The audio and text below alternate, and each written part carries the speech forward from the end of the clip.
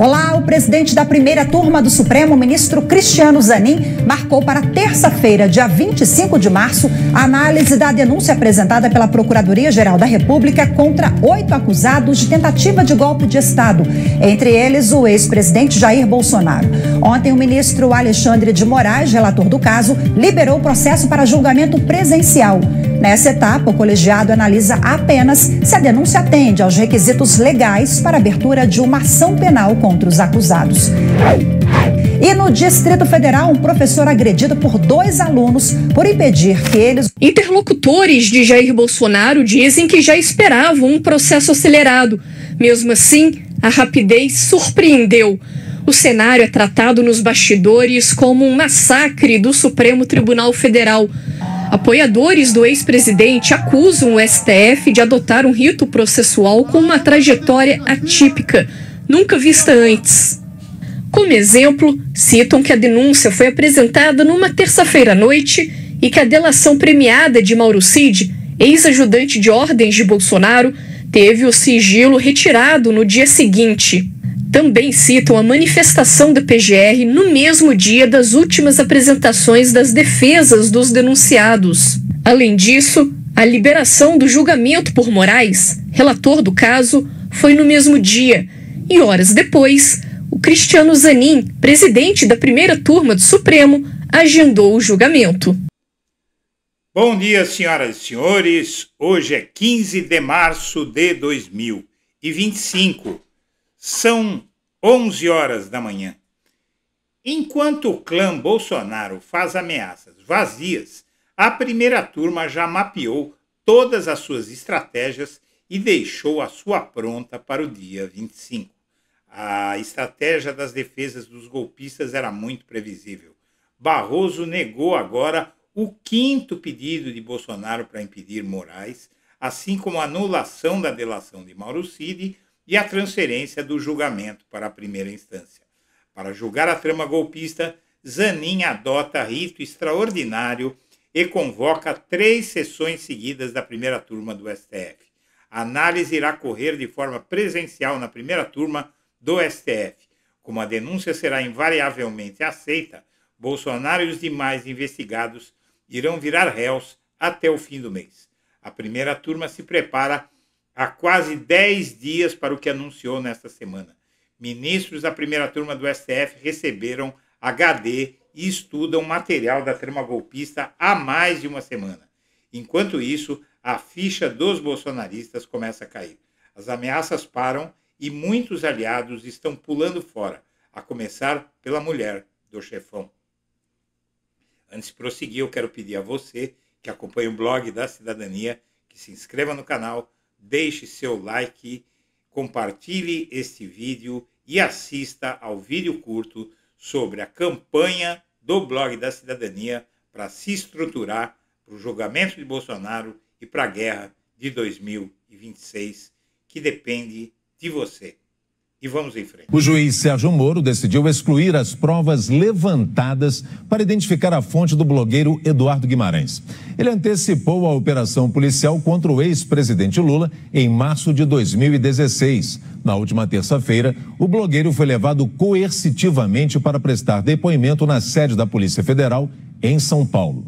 Moro voltou atrás após a repercussão negativa junto a entidades de comunicação. Em nota, a defesa de Eduardo Guimarães diz ser evidente a ilegalidade da investigação e que pedirá restituição de equipamentos eletrônicos apreendidos durante a operação. Eu vou finalmente retirar o meu equipamento na Superintendência da Polícia Federal aqui em Curitiba e vou deixar consignado o meu protesto. Eu vou estar retirando um pendrive preto e prata da marca Notinha.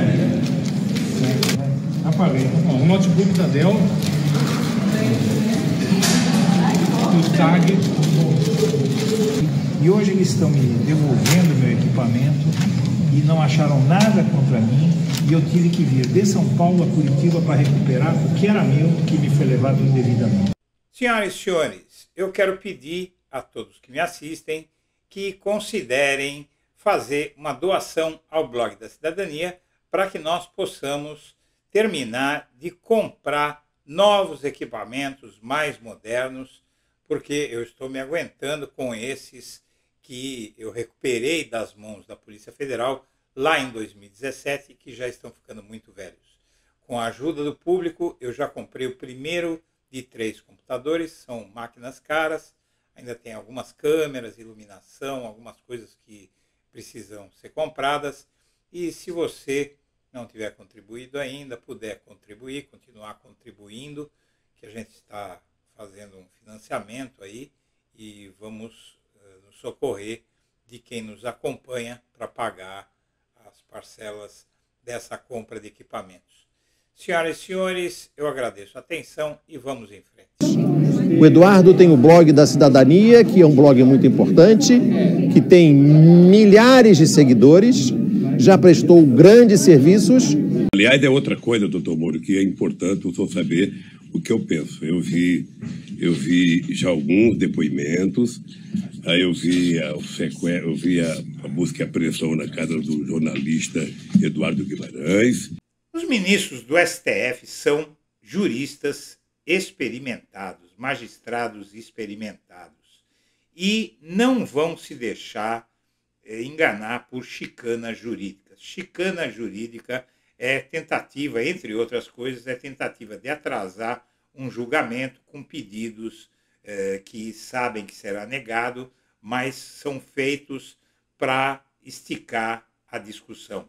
Testemunhas também, que não têm relação com o caso, tudo isso vai ser barrado e a consequência das ameaças que a extrema-direita, principalmente o Eduardo Bolsonaro, o Jair Bolsonaro e o Flávio Bolsonaro vem fazendo ao Poder Judiciário, é o Poder Judiciário, o Supremo Tribunal Federal, ter acelerado, como acelerou, a ação para encanar todos eles, um, por conta não de idiosincrasia ou de rancor, mas por conta dos crimes que eles cometeram, e todo mundo sabe que eles cometeram, inclusive eles mesmos e os seus aliados.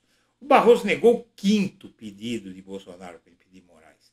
E ele fica fazendo pedido. Ele já deveria ter sido multado por litigância de má-fé, porque ele fica fazendo um pedido que já foi recusado várias vezes para poder dizer para o gado, para os imbecis, ou os inocentes, ou os iletrados, ou os analfabetos, ou os fanáticos que o seguem, que o Supremo é malvado e nega tudo.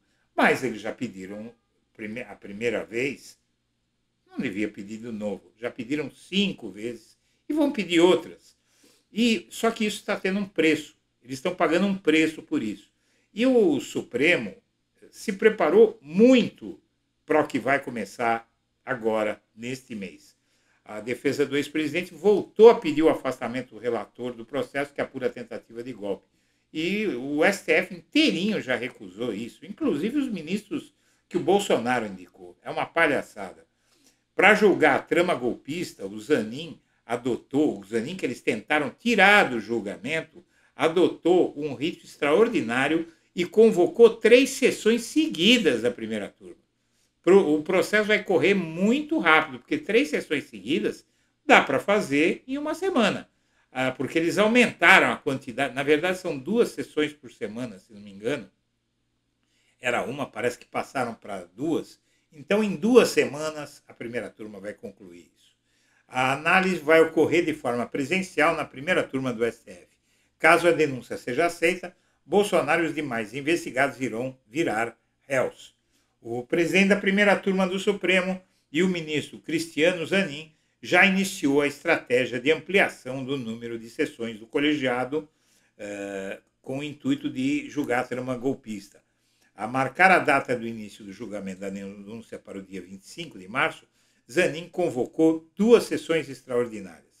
Via de regra, a primeira turma se reúne quinzenalmente às terças-feiras e não toda semana, às quartas e quintas, como ocorre no plenário do STF.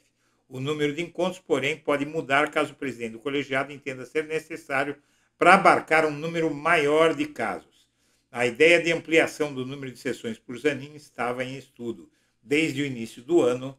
E no dia 25 de março, uma terça-feira, serão 2 sessões da primeira turma, uma pela manhã e outra à tarde. Nossa, e na quarta-feira, dia 26, os ministros se reunirão pela manhã, antes do início da sessão do plenário. Então, em 2 dias, eles vão receber a denúncia da PGR. Veja só, ministros do STF não descartam que mais sessões extraordinárias sejam incluídas no calendário, caso o julgamento sobre o recebimento da denúncia não seja concluído no dia 26. Vai ser em uma semana só mesmo. O relator do caso, o ministro Alexandre de Moraes, liberou a denúncia para o julgamento após a PGR apresentar uma manifestação rebatendo as respostas apresentadas pelas defesas contra a denúncia. Participam do julgamento, além de Moraes, Zanin, a ministra Carmen Lúcia e os ministros Flávio Dino e Luiz Fux. Bom, além disso, o PGR defende que o Dino e o Zanin, que os bolsonaristas tentaram tirar do julgamento, eles participem do julgamento da denúncia presencialmente. E o Zanin consultou todos os ministros da primeira turma antes de marcar o julgamento do Bolsonaro. E a primeira turma não caiu de paraquedas. Minha amiga, meu amigo, os ministros estudaram esse caso. Por isso que eles vão fazer essa sessão tão rápida em 2 dias.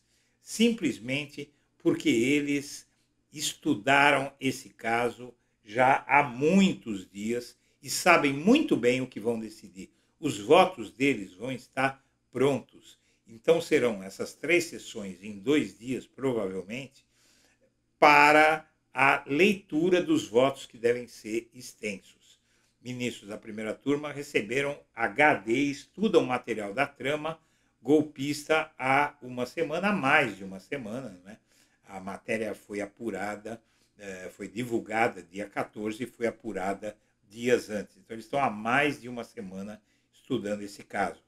Os ministros que integram a primeira turma do STF receberam, desde a semana passada, um HD com todas as peças processuais e as provas que compõem a denúncia apresentada pela PGR contra Bolsonaro e outras 7 pessoas por uma suposta tentativa de golpe de Estado.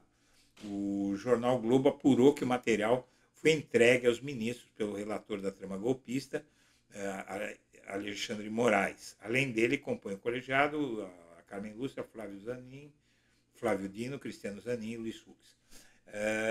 Interlocutores do STF afirmam que a medida foi adotada como forma de facilitar a análise do processo, que começa a ser julgado no próximo dia 25, em uma análise que terá sustentação oral do Procurador-Geral da República, Paulo Gonet, e dos advogados de cada um dos denunciados.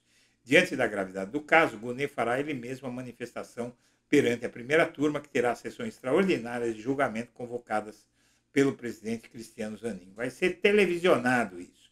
Na quinta-feira, a PGR apresentou uma manifestação rebatendo os argumentos apresentados pelas defesas em resposta à denúncia. Essa foi a última etapa antes da apreciação da denúncia. A julgar o recebimento da denúncia, o colegiado examina se a acusação atende aos requisitos legais. Além de Bolsonaro, estão Braga Neto, Anderson Torres, o Paulo Sérgio Nogueira, ex-ministro da Defesa, e Augusto Heleno. E o julgamento sobre o recebimento ou não da denúncia é uma avaliação preliminar sobre o caso, e depois vai ter o julgamento mesmo em si, que não deve durar mais que uns 3 meses, viu, gente?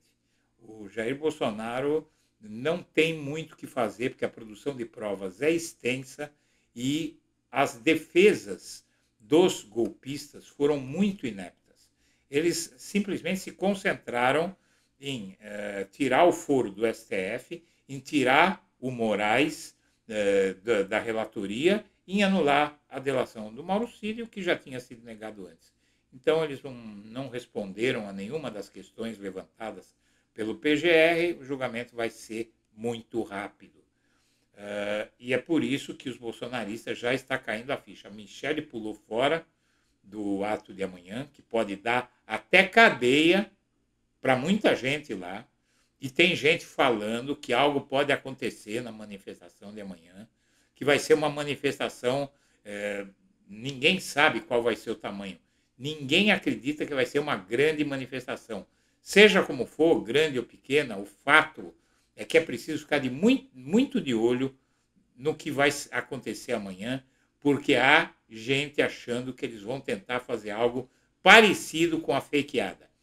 E, por fim, o Bolsonaro teme por sua vida caso seja preso, diz ele. Precisam me eliminar.